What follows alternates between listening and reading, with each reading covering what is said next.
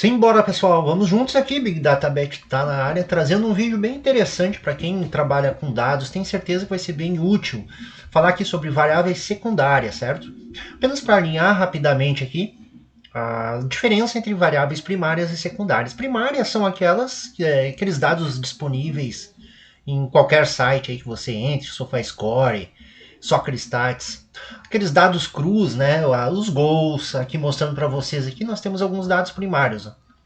Posição na liga, os gols, XG, as odds, né, também. Então são todos dados de fácil acesso e que são importantes porque através deles, porque a gente pode derivar dessas variáveis primárias as variáveis secundárias, que seriam o que então? Combinações ou médias, desvio padrão, enfim, quando a gente entra mais a fundo aqui nos dados, nós extraímos através dessas variáveis primárias dados, né, de variáveis secundárias. Então, como um exemplo bem simples que todo mundo conhece, né, a média de gols. Então eu tenho aqui os gols, né, jogo a jogo, eu posso estabelecer aqui um período X de jogos dos times e calcular uma média de gols. Seria uma variável secundária já, porém bem simples, certo? Então é isso. Alinhado esse conhecimento, o objetivo deste vídeo hoje é mostrar para vocês algumas ideias sobre variáveis secundárias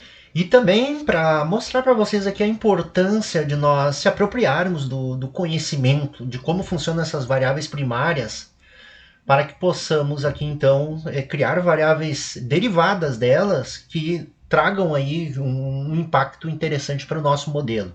Então é importante também que a gente sempre mantenha a lógica aqui dentro do objetivo estabelecido. Como por exemplo, aqui eu já vou botando na prática aqui alguns exemplos para a gente seguir aqui em frente no vídeo. Então, por exemplo, aqui eu tenho uma base que eu capturei no InPlay Guru, onde eu tenho aqui muitos dados primários, né? Aqui eu já limpei a base, mantive aqui só o que eu quero usar agora aqui no momento.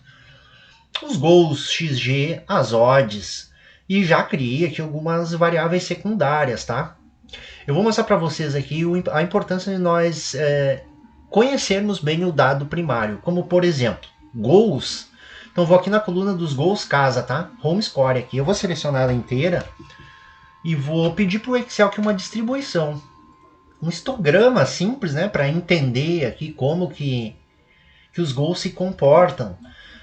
E aqui podemos ver, apesar de que o Excel faz aqui uma classificação aqui automática, né, dá para entender que aqui são 0 gols, 1 gol, 2 gols, e veja que se estende lá, tem times que já fizeram 7 gols, por exemplo. Então aqui nós podemos ver que as maiores colunas estão aqui, ó, 0, 1 e 2 gols, né? E aqui eu estou olhando só os gols home, tá, pessoal? Então a gente pode ver que essa distribuição aqui, ela tem uma cauda aqui que se estende bem para a direita, né? Ou seja, ela não é uma distribuição normal. Ela tem aqui uma assimetria positiva, né? E isso significa na prática, de uma forma bem simples para você entender, que esses dados aqui, ó, que poderiam ser considerados outliers, né, são times que fizeram muitos gols aqui. Esses dados aqui, mais aqui no extremo da nossa curva da distribuição, eles acabam deslocando a nossa média do centro da distribuição para o lado direito aqui. Certo? De forma que neste tipo de distribuição aqui nós vamos ter mais dados abaixo da média do que acima. Então veja que aqui neste caso a média não tem uma representatividade tão eficiente aqui para nós avaliarmos. Se você fizer a mesma coisa aqui nos pontos do basquete, por exemplo, você vai descobrir que essa distribuição é bem normal no basquete. Ou seja, tem uma simetria aqui muito interessante entre o lado esquerdo e o lado direito da distribuição, onde a média tem uma maior representatividade, tá? Porque ela coincide com a mediana e a moda. Já aqui não. Aqui você poderia também, antes de fazer essa distribuição, analisar ela, retirar os outliers, né? Se for do seu interesse, se estiver de acordo com o seu objetivo aí, do que você busca, você poderia fazer isso. Mas aqui só para mostrar para vocês como que os gols se comportam. E a partir deste conhecimento bem simples aqui, nós podemos então evoluir ideias utilizando, por exemplo, uma distribuição de Poisson, porque a distribuição de Poisson é uma distribuição que explica bem este tipo de dados, né? Que tem essas características aqui de assimetria positiva que eu estou mostrando para vocês. Eu poderia aqui também utilizar aqui ó, o mesmo conjunto de dados aqui, goals, home, e pedir aqui uma análise de dados, uma estatística descritiva desses dados, certo? Basta que eu selecione novamente aqui, ó, no intervalo de entrada, esses dados. Posso pedir aqui um resumo estatístico numa nova planilha. E aqui eu tenho ó, os dados. Ó. Então, a média 1,54 dos gols casa, né? Naquele conjunto de dados ali que eu estou olhando. E aí temos a mediana, a moda, o desvio padrão, curtose, que seria o grau de achatamento da nossa distribuição lá. A simetria, como nós tínhamos visto lá, uma simetria positiva, já que temos uma cauda que se estende para a direita. E isso tudo aqui vai nos alimentando com informações importantes para nós evoluirmos dentro desta variável primária. Bom, show de bola é isso. Agora eu quero mostrar para vocês aqui algumas ideias de como a gente pode avaliar as variáveis secundárias, identificar se elas podem ser importantes, se elas vão trazer algum ganho de informações para o nosso modelo, de forma a compor aí uma métrica dentro do nosso método, certo? Então aqui, por exemplo, ó, eu tenho aqui médias, né? Médias de gols, médias de XG. São diversas variáveis secundárias que eu criei para analisar aqui o que pode trazer alguma vantagem aqui, compor um método, né? Podemos partir de um princípio bem simples de média de gols, e aqui eu estou olhando uma média de 8 períodos, tá? E podemos evoluir aqui dentro desta linha de raciocínio para variáveis mais avançadas, certo? Como o custo do XG, o saldo, e colocarmos isso em prática. Tem dois tipos de variáveis que eu considero bem interessantes da gente analisar.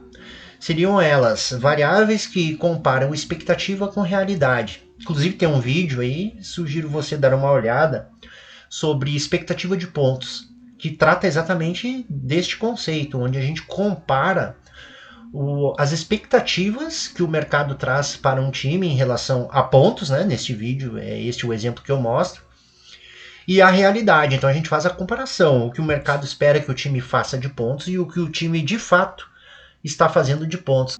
Um outro tipo de variável bem interessante que eu gosto bastante de usar também são variáveis que comparam o comportamento com o mercado. Um exemplo aqui bem básico para a gente analisar seria comparar o número de gols com a odd, ou o número de chutes com a odd, ou o XG com a odd.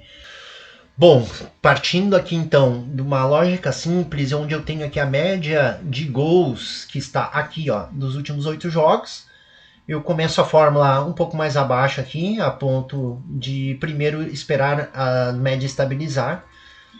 E você pode ver aqui que ficam então essas células aqui em branco.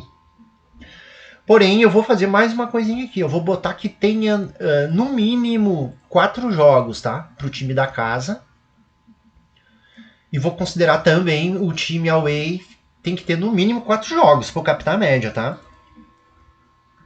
Então é isso.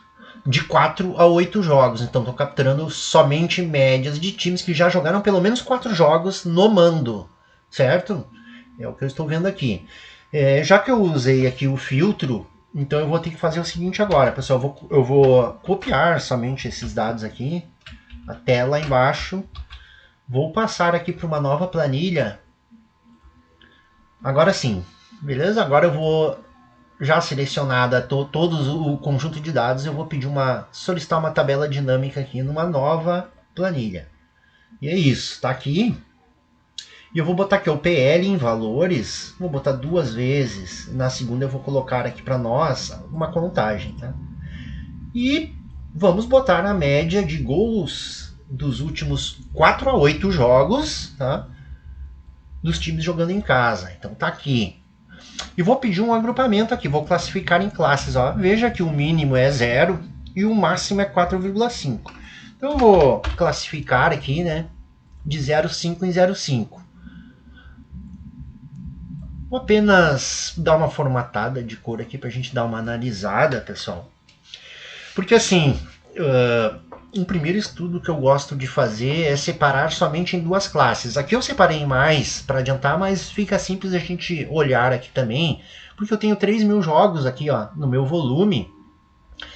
Então, se eu pegar essa classe, essas três classes juntas, eu chego em 1.500. Se eu pegar essas outras aqui, eu chego também em 1.500. Então veja que eu aqui, ó, seria o centro da nossa distribuição, tá?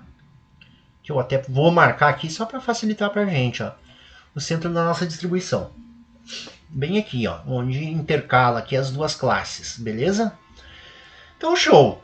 Cara, vamos ver o seguinte, uma primeira informação relevante aqui para nós prosseguirmos em frente seria um pensamento lógico bem simples aqui. Digamos, bom, se a média aqui fica em 1,5, certo?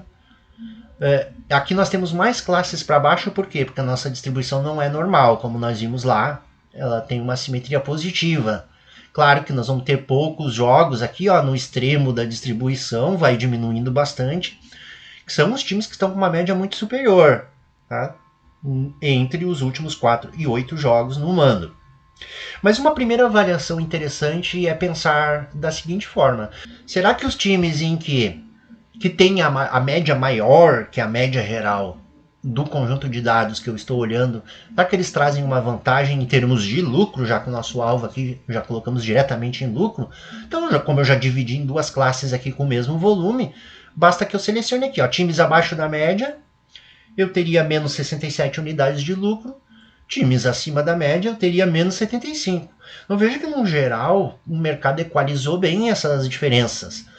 O que significa isso aqui na prática? Que não basta que eu tenha médias superiores, que eu faça uma análise lá, por exemplo, para fazer uma entrada para o próximo jogo, eu identifico que um time tem uma média superior à média da liga ou à média do conjunto de dados que eu estou analisando, não é o suficiente para que eu obtenha lucro. Como nós podemos ver aqui, nós temos que relacionar isso com o mercado, e o mercado está me mostrando aqui que realmente ele equaliza bem essas diferenças aqui dessas médias. Só que aqui, como nós podemos ver, a partir de 2,5 ou a partir de 3, nós temos aqui no extremo da distribuição uma situação de vantagem. Aqui nós temos 23 unidades em 135 jogos. Claro, é pouco volume e cabe a nós sempre duvidar aqui. Uma ideia interessante é sempre duvidar do que nós estamos achando aqui de valor. Porque a gente pode cair aqui numa pegadinha, certo, pessoal? De pensar que isso aqui possa ser uma vantagem e já aplicar como sendo um método, o que não é o objetivo aqui. Aqui o que nós estamos fazendo é estudando variáveis que podem compor o nosso modelo. Algumas coisas interessantes aqui que eu gostaria de analisar junto com vocês. Sim, nós temos um valor aqui interessante, com um ROI alto, inclusive aqui nas médias superiores a 3, como nós podemos ver. Só que, ó, nós temos um volume muito baixo aqui. Apenas 135 jogos aqui nessas ranges. Se eu considerar que a partir de 2,5 aumenta um pouquinho, mas ainda assim, ó, chego apenas a 300 jogos. Então, nesse momento que você chega aqui, veja como foi simples nós chegarmos aqui nesse ponto. E você poderia pensar, pronto, já vou vender minha bicicleta, meu PlayStation, vou botar tudo lá na 365 e chupa Denise. Só que é importante a gente analisar um pouco mais a fundo isso aqui. Porque será que isso aqui é realmente um padrão fino que eu posso considerar? Em primeiro lugar, eu tenho um volume baixo de jogos aqui para considerar como sendo um padrão. Em segundo lugar, eu necessitaria fazer o teste aqui em outros conjuntos de dados, em outras temporadas, em outras ligas. Se isso aqui se repetir em outras temporadas, em outras ligas, eu posso começar a considerar aqui como sendo um padrão. Mas cabe mais estudos, não basicamente aqui pegar esta vantagem e entender que esta vantagem é um padrão. Não posso chegar nessa conclusão simplesmente por esta análise que eu mostrei para vocês. Certo? Só como um exemplo, digamos que eu chegasse aqui nesse ponto aqui numa base, aqui num conjunto de dados maior, com um volume aqui de 1.000 jogos, por exemplo. Tá? Só dando um exemplo simples aqui. Opa, daí já começa a mudar um pouco aqui a situação, porque eu já tenho um volume interessante. Caberia então fazer teste em outros conjuntos de dados, em outras temporadas, outras ligas, para ver se isso realmente é um padrão fino que eu posso aplicar aqui no meu modelo. E o que eu poderia fazer mais aqui? Tentar compreender aqui sobre a consistência desta variável. Se ela é uma variável que traz uma aleatoriedade muito grande nos resultados ou não. De que forma eu poderia fazer isso, pessoal? Eu venho aqui em agrupar, certo? Como eu sei que vai de 0 em 4,5 e eu quero pegar a partir de 3, então eu vou separar aqui, ó, em classes de 3 em 3. Assim eu vou separar somente duas classes, ó. E aqui onde nós tínhamos o valor, deixa eu voltar aqui só para nós ver direitinho aqui, se era 23 aqui mais ou menos, ó, 23 está aqui, ó, os 23 separados agora somente em uma classe. E no que isso vai me ajudar? Porque eu tenho aqui separado somente os jogos dentro dessas classes aqui, dessa classe aqui, tá? Se eu der 2 cliques, eu vou abrir somente esses jogos agora.